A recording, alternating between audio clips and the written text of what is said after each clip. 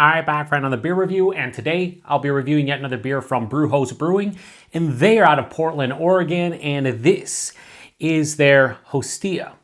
So this is a Czech Pilsner that comes in at 5.1% alcohol by volume, 40 IBUs, and at the time of review, and this can is just under 5 months old, and I picked this one up at Halftime Beverage via halftimebeverage.com. So in the description box, I'll post a link to the beer mail unboxing video I did that contains all the goodies that I grabbed, and I picked up 31 beers in total, 7 of which were from Brujos, and this is the 7th and final beer of said haul.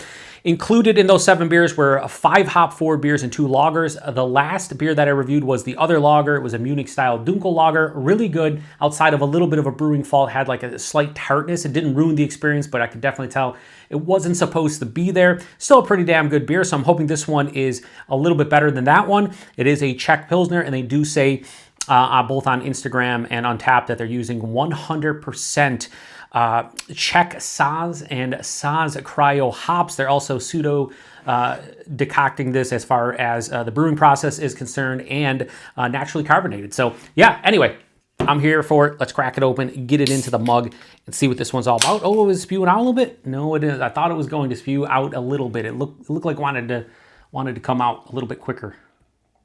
All right, so see what kind of beer we can get here, but this is looking very beautiful in the glass. Now, friends, that looks absolutely phenomenal. Look at that beer.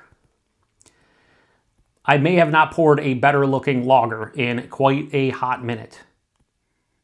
Beautiful. So it has a nice like golden yellow color for sure. A little bit darker than maybe some of you might anticipate. Nice carbonation. You can probably see the carbonation out of the bubbles moving through. But yeah, beautiful. 2 fingers of this bright white, fluffy looking head.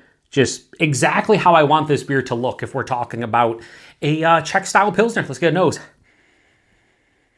Nice lemony, crackery. Has like this nice zippy kind of spicy herbaceousness from the hops.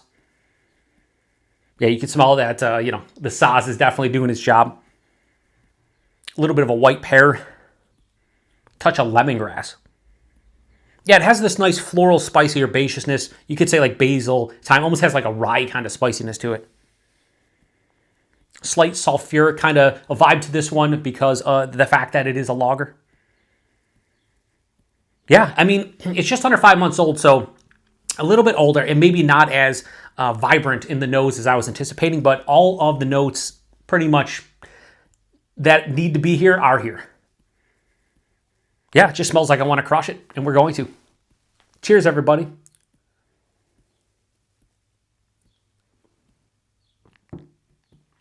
Zdraví too, and prost, and anything else you want to say.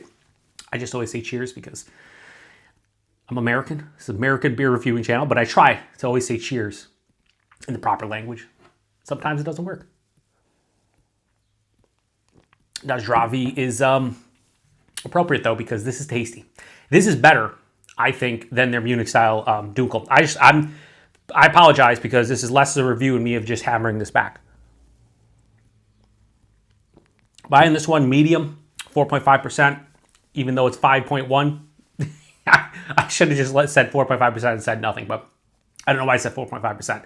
It's 5.1%, and it's 40 IBUs, and you can definitely tell with the IBUs because it does have a little bit more of a bitterness on the finish, but it's 5.1%. You really can't tell, but medium body is appropriate. The actual mouthfeel, crisp, clean, refreshing, moderate carbonation, dancing on the tongue, smooth on the second half, almost gets a little bit creamy towards the end.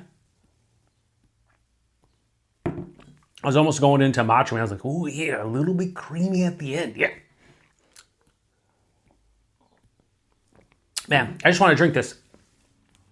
Front to back, beautiful, crackery kind of malt presence to this one.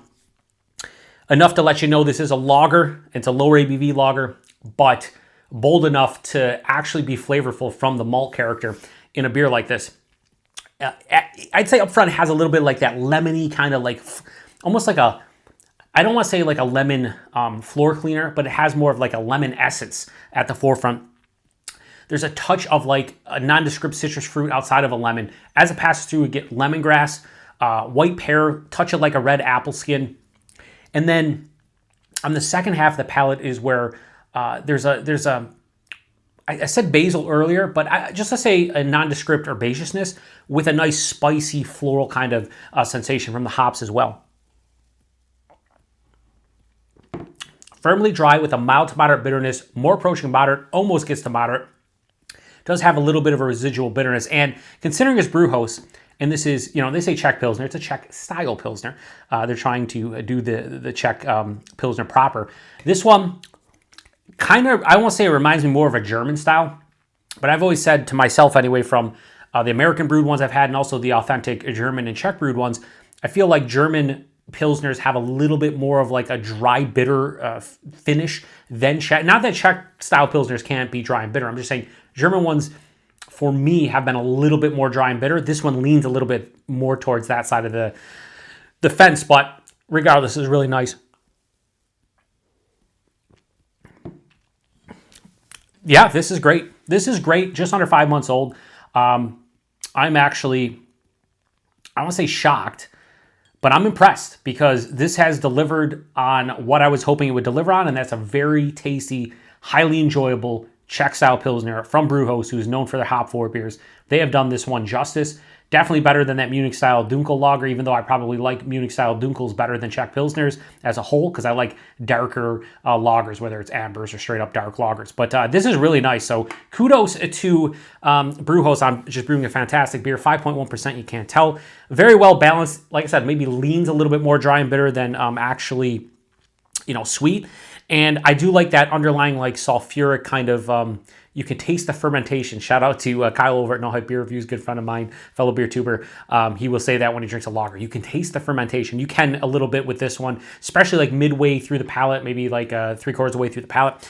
But yeah, this is just extremely well done. So Brujos, their Hostia, I'm going to give this a low 4.5 and go 4.4. This is fan-fucking-tastic. And this is from a hype, you know, hop-forward producer of a brewery that isn't known for their lagers, and they did this one absolutely proper. No questions asked. Love the artwork, too. The artwork on this is just fucking phenomenal. Love it. So, great job by Brujos, for sure. Price point availability. Here's where it goes a little bit sideways, but only for people not in Portland and are getting it at places that normally have it. So, again, I picked this one up at Halftime Beverage, $6.99 for that can. Would I ever pay $7 again for this can? I would not. That is, to be fair, ridiculous. I can get entire 4-packs for like an extra $3 to $5 of stuff that is comparable. Maybe not as good, but comparable. So I bought this and that Munich-style Dunkel lager. El Sello was the name of it. Because I've never had lagers from Brujos, I was already doing a big order. I was like, you know what, we'll throw it in. But I would imagine in the Portland area, these are probably more in like the $14 to $16 realm for a 4-pack. So you're paying say $3.50 to $4 a can. That's more in the realm of what this should be. But if you do see this for $6-7 and you're curious, I'm not going to say don't buy it. I'm not going to tell you to buy it. Make the decision your own.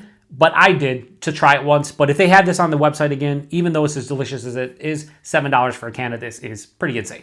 And then availability, it's Brujos, which means not a whole lot to you or me because I really don't know. They used to be just brewery only. You need to trade on the secondary. You need to buy it on the secondary. Now they've gotten some distro here and there. Halftime has had them on their site at least once, maybe twice at this point. So who knows? Maybe we'll see more at Halftime Beverage. If they ship to your area, check out halftimebeverage.com for sure. Outside of that, I don't really have any idea. So if you're outside of Portland, Oregon, and you've seen them, let me know what you think about their beer and let me know what their distro is in your area. I don't think it's too far. But yeah, really absolutely delicious, fantastic Czech-style Pilsner. Just probably not worth the money in my opinion. So I'm going to shut this one down. If you've had this one before or anything else from Brujos, post in the comment section. Let me know what you thought about it. Appreciate everybody stopping by for another beer review here on the Beer Patrol. To the next one. Cheers. Na zdrowie.